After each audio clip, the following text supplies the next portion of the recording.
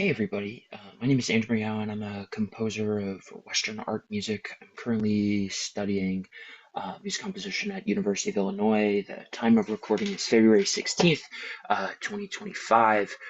And today I wanted to document some of the creative decisions and process that went into the composition of my piece, Vast, for wind ensemble that will premiere in April of this year with Dr. Hannah Rudy and the Illinois University Band.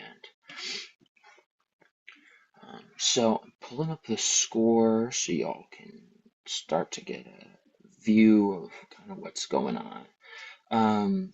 The grand scheme of things, I'm not going to go through any of the obvious decisions, things that I've outlined in the program notes. Instrumentation decisions, other than to say, other than the timpani, I had a really particular reason for choosing all the percussion that I did, which is that the uh, sound concept for this work is based on the Rav Vasta drums made by Rav Labs in Perm, Russia. That's outlined in the program notes, and so as a result of that, because those are metal tongue drums that are tempered and like pan drums. What I was going for is a percussion section that was completely metal. The exception, of course, is the timpani, but those are one of the few drums in the Western idiom that are metallic drums that obviously have a membrane that you strike. But and I thought having the extra body and the low timbre of the timpani would help boost some of the low sounds for an ensemble, especially given that this is a grade 3.5 level piece. Having some more pitch center for the low end I thought would be really helpful, especially because this isn't a work where I could score like contrabass clarinet or contrabassoon. Cool. Uh, so let's dig in. The opening of Vast is the form of this piece is kind of palindromatic, but where the middle section of the palindromes are contrasting each other and kind of harken back to each other. So I almost think about it as like this aleatoric section at the beginning that comes back at the end, but it's a bit different because the motives have returned and are like traveling to a new place, and we'll talk a little bit more about that when we get there. But so you have these framed aleatoric sections that are going around periods of melodic action that are framed in then framing this convergence of all of the material or lots of the material, or at least if not a specific material, specific processes that I'm using with material over the course of the piece. And so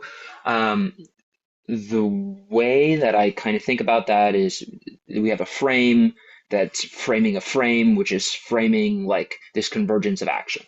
And so the other way I kind of think about this is that we kind of have like an ABA that's mixed against the BAB, and the AB cross section creates like a C kind of pattern.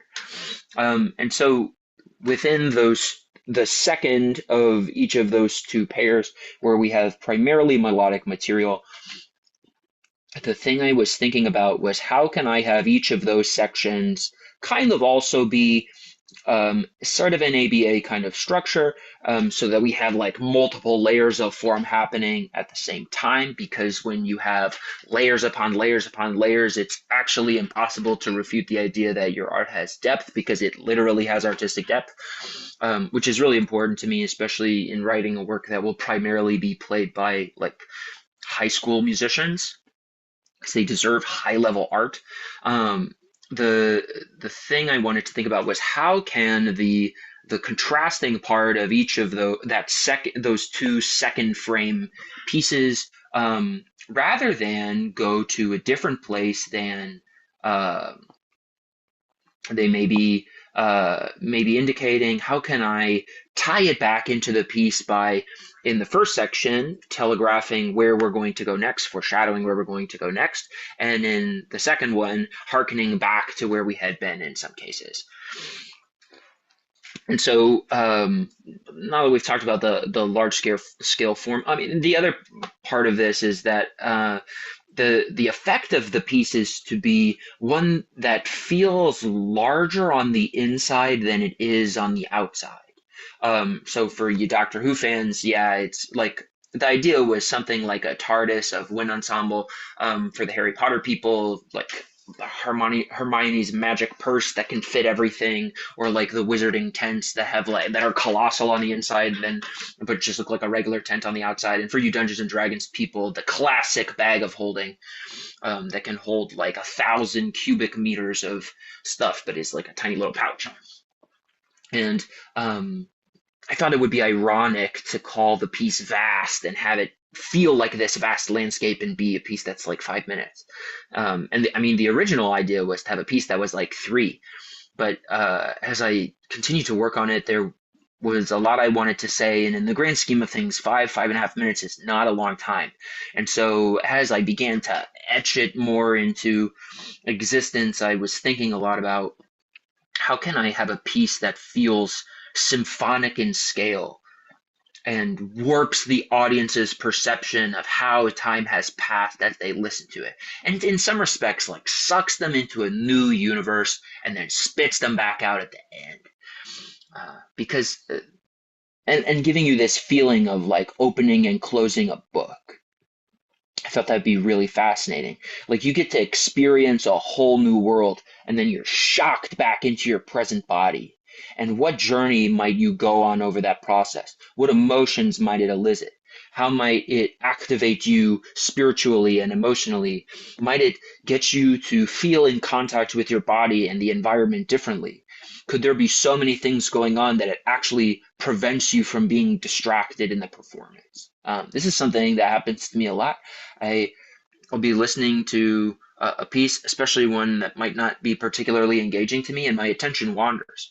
And so it's in combination, maybe facilitating to that effect, because that can actually be healing. If your subconscious is looking to lead you in a different direction, perhaps that's healthy. But in the grand scheme of things, I think art is still, in part at least, for entertainment. And so I wanted to have a piece that was maximally engaging to as many kinds of audiences as possible. So that's kind of the large scale idea of what I was going for over the course of this piece. And the way that I did that was not only having all of these layers of formal patterns, structural patterns, to give people a touchstone to, but also this idea of using golden ratio proportionality that would be highly satisfying. And in most cases, it's as it's normally laid out. The golden ratio is 0.618077, or approximately 0.618077. And so all of the sections of this piece are outlined to be in the golden ratio proportion, where like I might have one long section, the A section of this piece, for example, that might lay out as aleatoric and melodic, and the aleatoric section is 61.8077% of that section. But over the course of the piece, the thing that I changed in order to help give it a sense of this grand expanse is the proportion of the piece is still the golden ratio, but reversed. So instead of that 61.8077% being the first chunk, it's the second chunk. And so, because it would stand to reason that if you wanted something that was like really easy listening, you would make the fast section the one that's a bit longer, because then you can explore some more stuff, and then the slower section, the shorter section, because then it will feel like it's more time. And I thought, well, it would stand to reason that I would pick it that way, but what if I switched it around? And then you get this sense that like the fast music goes really fast and the slow music goes super, super slow. And that's kind of an aesthetic mechanism I used in order to help this piece feel bigger on the inside than the outside. The other thing is just trying to make it feel like there's so many things happening. I think that it in some ways it reminds me of a work like Bohemian Rhapsody. Bohemian Rhapsody, I think, feels a lot longer than 6 minutes, because so many events happen in it, and the story is so long and so complex, and there's so many different flavors. Queen is a band that I love very dearly, and I mean, how is that song not inspiring to everybody? Because it's so incredibly meticulously crafted and so well made. And even though that's not my favorite chart of theirs, there's so many things to be inspired by about it, especially if your hope is to make something that's symphonic in scale, but uh, pretty digestible in the grand scheme of things. Or a piece like this that's like bigger on the inside than the outside. So that's kind of some of the bigger picture things that I'm thinking about. A common theme of a lot of my work that I'll highlight as we go through some of the individual sections is this idea of like um, like a balance of chaos and order, or like a balance between positive energy and negative energy. And I'll show you how that comes up over the course of the piece because it's really quite fascinating. So here, um, outlining this like this first section of the piece, it's like first aleatoric section. The idea was to have something that was like really energetic and almost random, more so chaotic than specifically ordered, and to have an option for every performance of this piece to be different. And instead of like trying to communicate like a high degree of aestheticism or like writing a really wild gesture that was super chaotic, especially given that this is primarily geared toward like musicians who are like maybe earlier in their career or like high school level musicians, you can look at a high school percussionist and say like, hey, in this section, just go nuts. And they'll do it. And it'll be just about what I'm after. That same level of chaos. But the difference will be like if you just tell them like, hey, go nuts, there is no lack of confidence. And that's really what I wanted to communicate here is like having the opportunity for them to execute these gestures confidently because then the music is it's so much more emotionally available because there's no fear. So that's kind of what I was going for. And like slowly a lot of these things begin to develop. Like what you'll see that so here the clarinet 1, clarinet 2, clarinet 3 and the trombones are outlining what the orchestrated resonance of the Rav drum is really like in practice. We'll explore a lot more of this as the piece goes, but the idea is we have the crisp articulation of the trombone and the subtle sustained resonance of the clarinet. And I think this is one of my favorite ways I used it actually over the course of the piece because it's this really nice idea of like, bah! And the trombones have like their nice clear release, and then the clarinets know that they strike and they get away and they keep the resonance nice and soft, which is almost exactly like the drums behave in practice, which is really, really fun. And then it just becomes a slow dovetailing of all of these gestures until we start this build where the vibraphone starts outlining the ostinato that will come back. And this is really interesting. So if we look at measures 32 through 35, this is actually the ostinato schema for basically the entire piece. And what you'll notice is if we look at bars 32 and 33 and then bars 34 and 35, it's actually the exact same rhythm in reverse. And again, positive energy, negative energy, and trying to make something more interesting and more intricate without introducing necessarily more ideas, but one idea framed in a different way against itself. And this will come up actually in a really interesting way as we continue through the piece because I try to develop this idea in such a way where it's always changing, it's always morphing, even though it's actually staying the same. And so all of these subtle changes give you the sense that it's like it's unstable, but it's stable because they're in this constant dance of positive and negative light. And we can see that actually right here. Especially because I've now framed them against each other. So we have flutes 1, 2, and 3, and they're playing the lick that we saw at bar 32 and 33, juxtaposed against saxophones, alto 1, 2, and tenor, playing the one that we saw in measure 34 and 35. And the effect of this is that actually nobody's really playing at the exact same time except for the second eighth note of the second bar and the downbeat of beat 4 in the first bar. And the interesting thing about this is that you now have a constant eighth note pattern that's happening throughout the entire measure, or entire pair of measures, excuse me, But because there's a stark timbral and registral contrast, they don't perceive the same at all. You get this sense that there's so much happening because it's all of a this kind of motion or a back and forth kind of motion that's rapidly switching between the two timbres and the two registers. And so it sounds a lot more complicated than it is, even though in the grand scheme of things, it's pretty simple.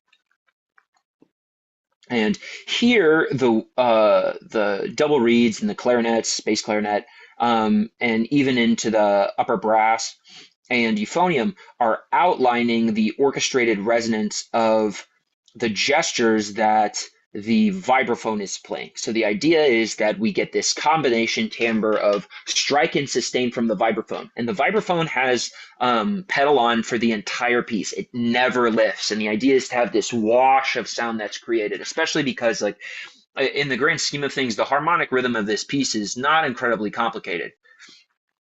And so, like, to create that extra dimension of like wash of sound and like a sense of enormity, especially from the high register. So, then we also get this combination of almost like a processed timbre. Like if I used a program like Audacity or Logic in order to mess with the kind of sounds, almost as if I had sampled them. So the idea is we get the hard, crisp attack of the vibraphone, the crisp attack of the forte piano in the brass or woodwinds. So it's like kind of explosive, and then this interesting, delicate resonance. And that's exactly how the Rob drums behave. And the interesting thing about that is you can create this really complex texture because this hocket is split around all over the ensemble with the sustained pitches and then taken up slightly differently when it's the actual ostinato is doubled in the other winds. So again, without really, this is one idea that's been extrapolated over a lot of voices so that it sounds enormous and greater than the sum of its parts, but it's still one idea. Cool. And honestly, the whole first section of this is just that developing until the double reeds come in with the melody right at bar 50. And so all of this is just establishing like this is the aesthetic we're in. I've sucked you into this new world. I've introduced you to this idea that it's enormous by like exploding one idea over the entire ensemble, and now the opportunity is to instigate action through melody right at bar 50. And I wanted something that was interesting and groovy and fun, because one of the things I love about playing my Rob drum is it's epic just to groove with. Earlier this semester, I had the opportunity to jam with Edmar Castaneda, an incredible Colombian harpist. If any of you have seen Encanto, he is the brains behind the soundtrack for Encanto. That was a really awesome jam that we got to have at the Kraner Center for Performing Arts here at Illinois. And that's the thing I loved about it was a jam. And I didn't play any. I'm a euphonium player here at Illinois. I didn't play any euphonium that day. I got out the Rob drum, and that's what I wanted to jam with. And I loved how like subtle and powerful it contrasted the powerful way Edmore plays the harp. But also the harp is such an intimate and subtle instrument too, and so we really got to jam with that kind of balance in an interesting way. And so that's kind of what this melody is after. It's like joyful, groovy, but also very dark. Another thing I was thinking about, just as a formal structure of this piece, is I wanted something that felt like it started darker and got lighter as the piece goes. But it can't be a straight line because straight lines aren't that interesting. I thought it would be more interesting to be like slowly, like having advances and then coming back, and then advance come back, and advance come back, and advance come back, but slowly trend towards the idea of being a brighter set of timbres than a darker set of timbres. And so that's why I scored this like kind of in this meaty low reed register with all of this ostinato going on. And you'll see, again, framed, positive and negative, contrasting timbres in order to feel like there's more going on. This is a common theme for this ostinato throughout the piece because I think it makes it more engaging and more interesting. And in this case, it's single reeds against single reeds. And the timbre of the clarinet choir versus the saxophone choir, while can be similar, could also not be more different because the clarinet overtone series primarily highlights the odd intervals, while the saxophones is rich in all of them and incredibly complex timbrely, which gives them a lot of their own interesting properties. And uh, and it makes them individually especially unique. But so this gave me an opportunity to really say like, hey, I'm going to highlight these contrasts because then you're getting into like the subtle differences of timbre rather than just like the obvious contrast of timbre, like brass woodwinds, brass woodwinds, brass woodwinds. And in this case, it lets me have a more direct and more varied timbral palette, and but even for a younger ensemble, this is to an advantage because they're still operating as a unit. So we're able to think about performing these roles as a team rather than just as individuals, which I think is really important because we want to have individual agency, but also a sense of we're all in this together. Again, more orchestrated resonance. This is again a common theme over the course of this piece. We'll see it a lot once we get to the big convergence section in the middle. So here is just the end of that kind of groovy double reeds melody. After a section has ended their ostinato, I always have a long fade. The idea is to have like a sense of blend between these timbral sections. And this seems like a lot of time, but I mean, we're at half note equals 102.2. So in the grand scheme of things, this is a pretty quick set of time. And the reason I made that decision was because like this groove rhythm, I mean, makes a lot of sense if you notate it in 4/4 with 16th notes. But again, the point was to try to create an opportunity for a complex musical idea that wasn't scary because you can shut off a lot of musicians when they look at it and go, oh, that's really scary. But I mean, most musicians, especially by the time they're in high school, they're not afraid of eighth notes. And if you tell them, like, oh, well, it goes kind of fast, but they see eighth notes, they'll probably learn it slow. They'll probably practice it if especially if they aren't super studious about studying the music, they'll probably practice it slow, which is actually to their advantage because then like wow, you've done one step the teacher for the teacher for them because like their kid practiced it slow and now they just say, oh, okay, well it goes a bit faster than that. Well, that's fine because you already learned it slow, so now you just speed it up incrementally and it happens. But then the idea is that they want to commit to playing it at the actual tempo because it grooves at the actual tempo, and then they go, oh, I like this part because it slaps, and that's awesome. And then so once we have this like kind of drawback of that, I introduce horn in order to boost the gain of some of the double reeds a little bit because horn and double reeds are like made for each other. Anybody who's studied orchestral wind writing will tell you that. Anybody who studied the wind quintet can tell you that. We get into this second section of melody in the tuba and euphonium. That's really outlining a melodic figure that's much more like what we're going to have coming up later. This is what I was talking about with like foreshadowing where the piece is going rather than where it's been. And we have this interesting handoff here too from the vibraphone to the hi-hat. And that's because I wanted to make sure there was some kind of contrast between like the articulated sounds that are activating the orchestrated resonance and specifying the articulation of the ostinato, but I didn't want to just leave it in the vibraphone the whole time. The scrap metal set has kind of become a hallmark of my recent writing. I love it because it provides an opportunity for every performance of every piece that I score it in to be really different because what I say is like any kind of metal that is clearly identifiable from a high pitch to low pitch is perfectly fine, and encourage students to like a high school I said like go to a junkyard or the hardware store and like find stuff that fits this. The one that we're using for the premiere of this piece is a collection that I found at an industrial like parts repurposing uh, recycling shop here in Urbana that there was just a ton of scrap metal out in the yard, and I just went and hit stuff for an hour until I found some stuff that I liked and that was transportable, and we just set it up on a trap table and they whack it.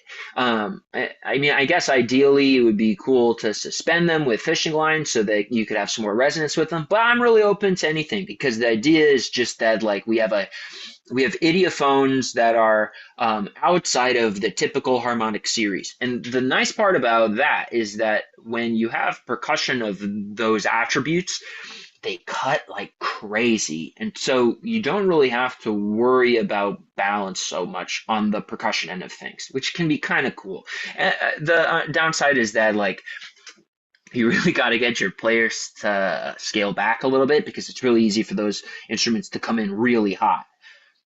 However, it in this case, it's providing the articulation for the ostinato in a very different way to provide contrast from what had been going on before. And really, that's basically all that's happening here. Barry sax comes in to double the second half of the melody. That's another device I use a lot where um, I'll have a solo line going for a while, and I'll have like another instrument tag in for a second, kind of like the French horn did earlier. And so like you get this sense that like it's expanding and new things are happening, but the idea is still the same. You're just adding forces as kind of like extra teammates tagging in.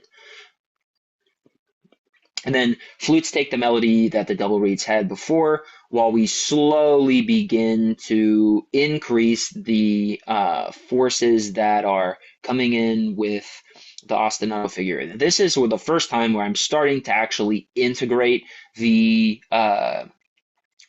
timbres together because I'm trying to create a unified sense of escalation as we move towards um, measure 74 and then again towards measure 86, which is where like the big convergence in the center of the piece happens.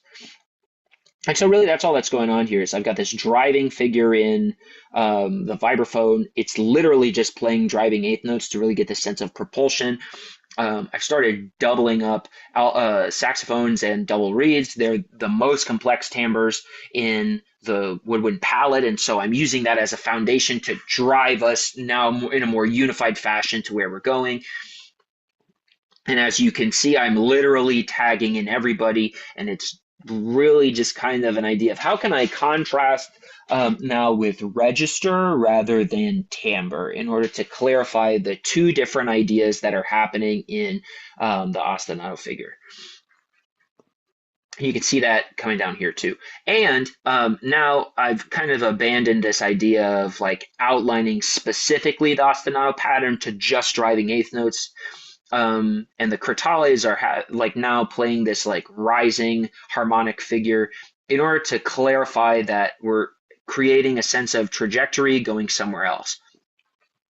The other thing I really like to do that is the idea of forte piano crescendo, which especially in build, but over the course of this piece is an opportunity to create negative space because you want this sense that it's loud, but you need space to move through also. And so I wanted to be really particular with like creating a sense of direction for where we're going. But as we start to look at this convergence, because obviously like huge suspended cymbal crescendo drives this whole thing just like pounding into this first super loud section at measure 86. Now, this isn't even the loudest point of the piece. And so the real trick is to know how to save for where that's coming up later. But what we'll see here is we have the first large arrival. The alto saxophones take a variation of the melody from earlier, which really I just kind of started the same and then like freely improvised where it went next. And that's really all of what the melodic figures are. in this section. And really, I think that's the most fun way to develop a melody. You hint at where it was before, and then just kind of see where the ride takes you. Again, balance of chaos and order. You have the order of saying like, hey, this is inspired by the material that I came before, but you have no idea what's going to happen. But because the melody develops intuitively, it makes sense for wherever it goes. And so I love that idea of like improvised intuitive melody because you can feel where it's supposed to travel. And if you have a harmonic pattern that's outlining it, then it becomes intuitive in really the best way and inevitable, even though it's chaotic and unpredictable. I I don't know if I ever would have thought of that if I didn't have some training as a jazz musician. And while I don't have a ton of training as a jazz musician, I do have some. I studied jazz composition with Jim Pugh for a year, and that was unbelievable. So that's kind of how the upcoming melodic figures develop. But I want to talk about really quick is look at the orchestrated resonance. I'll point out right here: forte piano, forte piano, forte piano, because we want to have dynamic spectrum, and we can't just play loud all the time. And the thing is that brass does forte piano so well, and that way you can have this idea of like a really energized pianissimo rather than like a milquetoast pianissimo, because a lot of people don't play pianissimo with a lot of energy, especially at like the earlier or more amateur levels. So I wanted to make sure they felt like they had an opportunity to attack this with confidence. The wacky part about this now is there's this new texture that I've introduced. So you see it first in the crotales. They're outlining this like kind of scalar sparkling figure, and that's something that I'm outlining with the orchestrated resonance. But then I also have this bass line that's being brought out by the timpani. The vibraphone is some additional resonance and articulation for the melodic figure that's going on in the saxophones, at least right at the beginning. The scrap metal is more or less playing the ostinato from before, but as you'll see, that's slowly starting to fade as we move to somewhere else. The woodwinds are out really early so that I can use them for the orchestrated resonance portion. Bass line is strong in the bass clarinet, bari sax.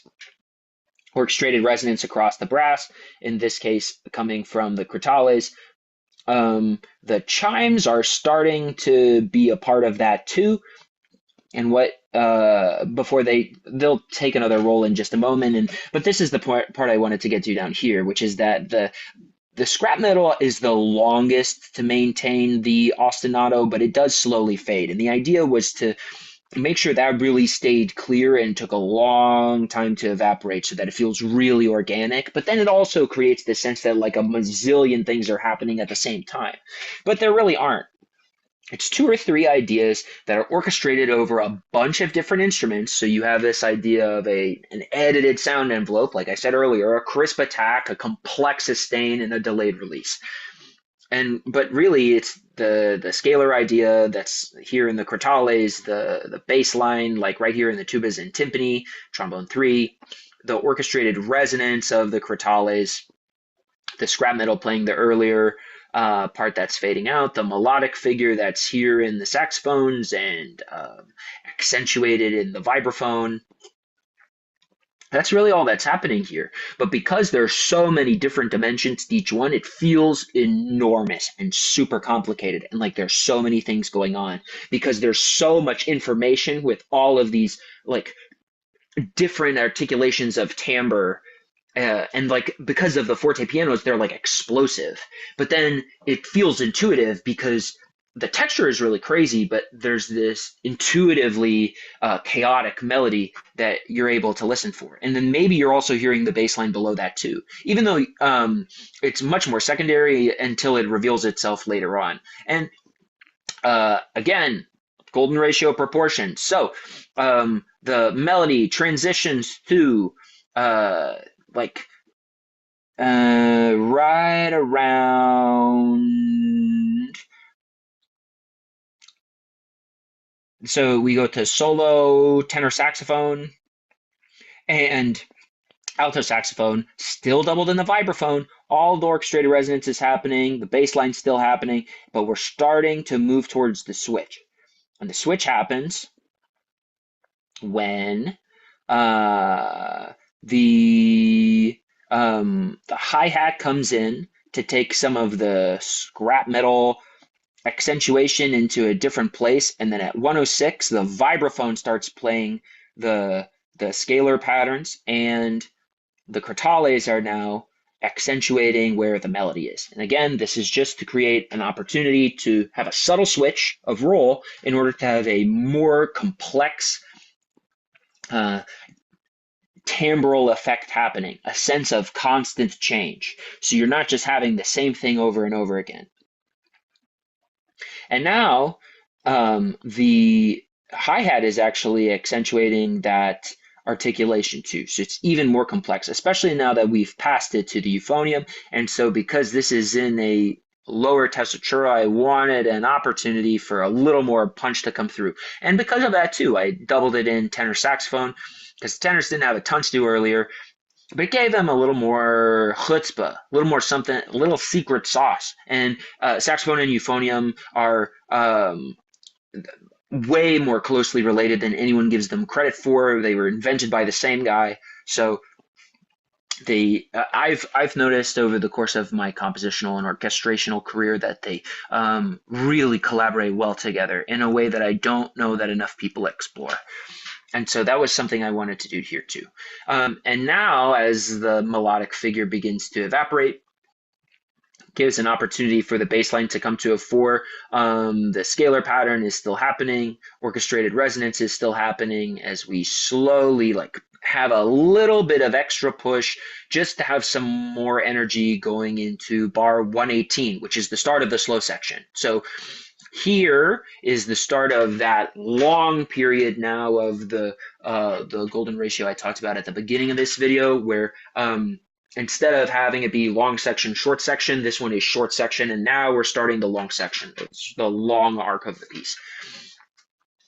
Something that's outlined in the program notes, but that I want to talk about here is the idea of solo and soli that we have starting like a bar 120. And that's, I mean, not really that crazy of an idea, I think, but what I was going for was the opportunity to have for an ensemble with a section of really strong players, or maybe you have a couple strong players and a couple of weak players, where the weaker players could like hide inside some of the stronger players, or if you just wanted to have one killer that you featured, an opportunity to explore either with these. When I was growing up, I had an incredible euphonium section that I was a part of. I don't think I played principal euphonium in any ensemble until I was a senior in high school, which, especially as somebody who has like been playing euphonium now for freaking ages, is pretty wild. A lot of people don't believe me when I tell them that I have such a limited experience playing first chair, but in a lot of respects, it was awesome for me because I ran with the big dogs a lot, and my band director, when we would play a piece like whole suite number 2, he would say the whole section plays all the solos because he wanted all of us to get a shot, and he knew that on any given day, any one of us could lay it down like nothing. And so that was something I thought about a lot when I was starting to think about like the solo-y sections in this piece. And so I wanted to make that clear, to give an opportunity to highlight a section, not just an individual, and on a case-by-case basis too. And this is around the same section where we start to see the rhythmic pattern from beginning actually come back. But now, split beat by beat, we have a tempo that's 2/3 of the tempo that we had before.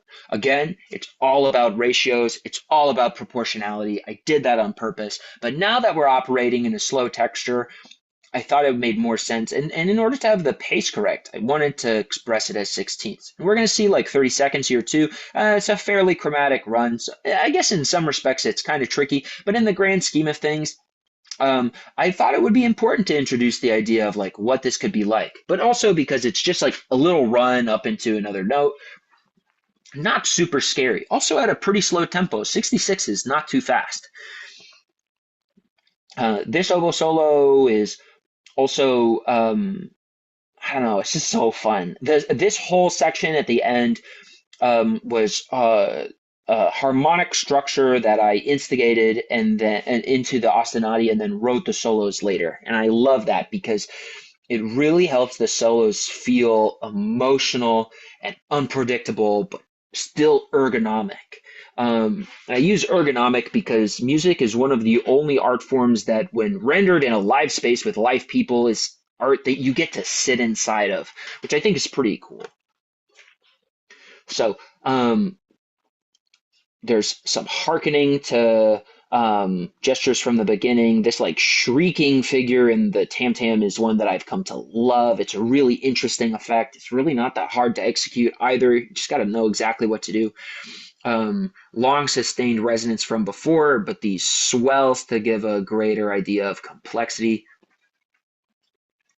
And then we've got the horn tags in for counter melody as we move now towards probably one of my favorite solos I've ever written, which is the clarinet one solo. And this is one of those times I talked about earlier how I like to have people tag in for little sections of stuff.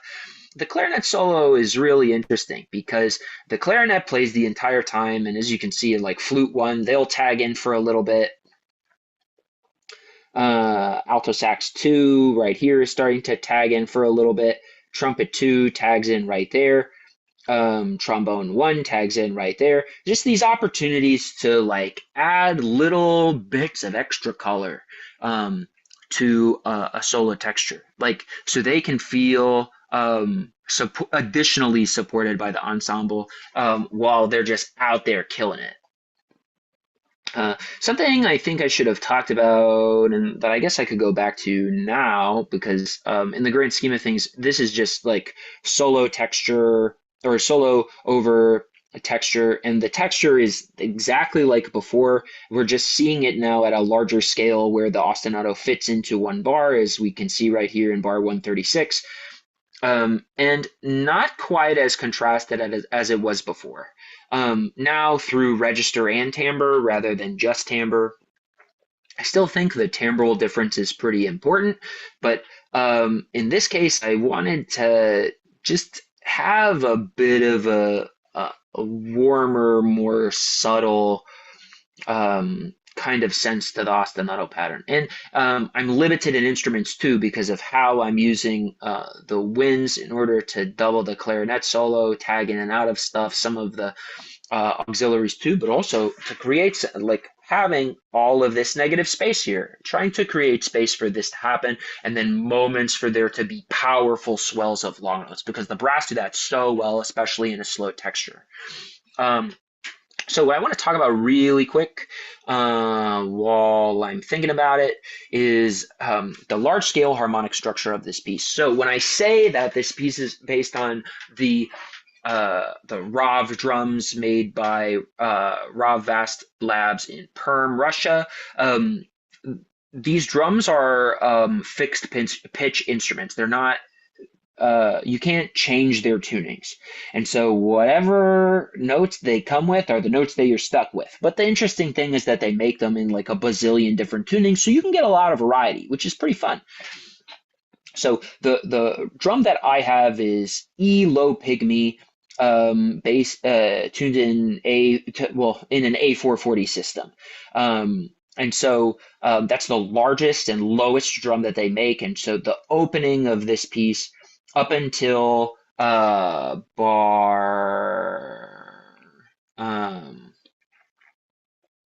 until bar shoot bar 86 is all in that same E low pygmy tuning. As we approach, I start to introduce some other notes just so that we have a more ergonomic transition, tonally speaking, into bar 86. Bar 86 is still in their like pygmy series of tunings. the Pygmy series is basically minor pentatonic, or if you want to think about it as Phrygian, um, but without like a third or a second. In the grand scheme of things, minor pentatonic is probably the easiest way to think about it. 86 is just up a minor third to G Pygmy. So we haven't rotated too far in the grand scheme of pitch collections. We're just up a minor third, which made for a really interesting transition tonally. But then we get to heading towards bar 118, and at bar 118, we've transitioned to uh, they have a drum called B Arabian Night, but B is an awful key for young wind ensemble. And so I put it into A, but it should be noted that this is A minor with a couple of accidentals. And so it's called, the name of the drum is B Arabian Night. So in this case, it would be A Arabian Night. But the Arabian Night tuning that they use is based on the maqam, which is a scalar system, or like a maybe not necessarily a scale necessarily, but a pitch collection system that is very common in music in the Middle East. And so I have developed a love for music of that area of the world because my friend Dimitri he's a musician I collaborate a lot with, brilliant composer, pianist, and oud player, and it's that's a musical system that he is particularly enjoys and uses often, and I've fallen in love with the color and character of it. And I thought it would be a really interesting um, color to explore with, especially for the slow section of this piece, because the harmonies are just, they're colorful and counterintuitive, but exhilarating and feel inevitable. And like when they resolve, it couldn't have gone any other way. I thought it would be really interesting. And honestly, I think that's part of why I love the clarinet solo so much, is because it explores this different kind of color in this system in exactly this way. And really the oboe and the horn duet in this section here too. And really, other than that, that's really all the slow movement is. It's swells of long note that outline the harmony while I recap a bunch of the material that I used earlier. And it's the same ostinato, framed positive and negative, but now instead of having these driving patterns with a long release, they swell in and swell out. So you get a slower, more tidal rhythm to how it's all happening.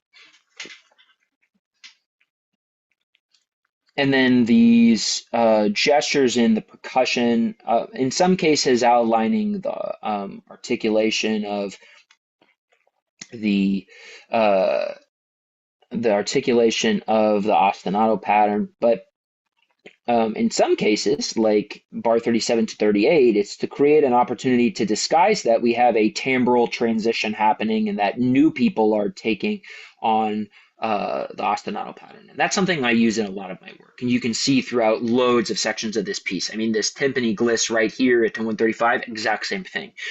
How can I use a disruptive small percussion gesture to disguise that there's been a change in some of the background effects? And the cool part about that is it makes it kaleidoscopic and like a blossom into something new. And then here we have the big swell to the loudest section of the piece that then pulls back to 144. And then here we're in that last aleatoric section. You can see that now in the chimes as opposed to the crotales. And this then is the recap of all of the chaos from before, but instead of starting at very chaotic and getting less chaotic, it's starting at less chaotic and increasing in chaos as it goes.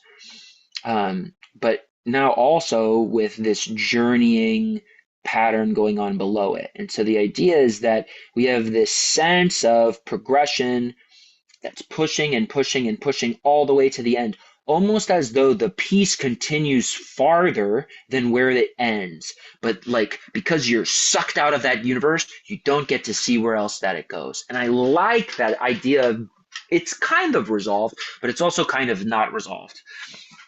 So you get the sense that because it could have been coming from somewhere, it's spun out of the fabric of the universe, and then because you're pulled out of it, you don't really get to see where it goes next. But then you have this sense that it's continuing to travel. And we've been through so many areas already that it's all going back to, does it feel bigger on the inside than the outside? And again, in terms of being able to clarify some of the wild gestures that happen, it I could have written something that was incredibly chaotic, and terrified the absolute daylights out of the ninth grade percussionist that got it. But if I give them a bunch of rhythm slashes at the beginning of the gesture, tell them what notes I want them to stick to, it's all about specific instructions. All they're going to play is A, B, E, and F, and then they get flavor text as they go, like Starlight, so very sparse, then to like a chorus of birds, more chaotic, but still with negative space, with increasing chaos, and then just get wild. They have all of the information to get exactly the effect I'm looking for, and maybe I have to tell them like, the volume's too much. The chaos is a little too much. We don't need quite that much. But I'd rather be in the position to say, like, I love the energy, but you're coming in really hot. Then I just need more. And to put them in a position where they can jump in and not be afraid, be fearless and authentic and themselves, is an opportunity for this to be way greater than the sum of its parts. And that's, especially as a composer, that's really valuable to me, because if the performers feel that way, then the audience will feel that way. And if some of the performers are feeling that way and others are afraid, my hope is that the confidence will be infectious, and so then the people who are a little freaked out will feel a little easier. They understand once, especially once they understand how the rest of the piece fits together. They realize, wow, this isn't that hard. It's a little complicated, but the more you get to know it, the more normal it seems, and the more obvious it seems, and the more intuitive it feels. And that puts them in a position to then execute confidently, which then puts the audience in a position to enjoy the piece as much as possible. So that's really all I wanted to share about this today. Vast is such an interesting piece. There's so many things going on with it. As a composer, I really feel like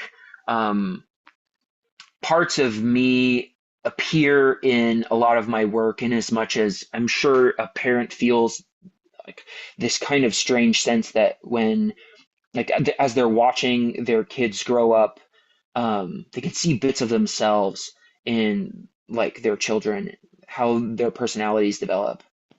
And as an instructor, I've noticed this in a lot of my students too.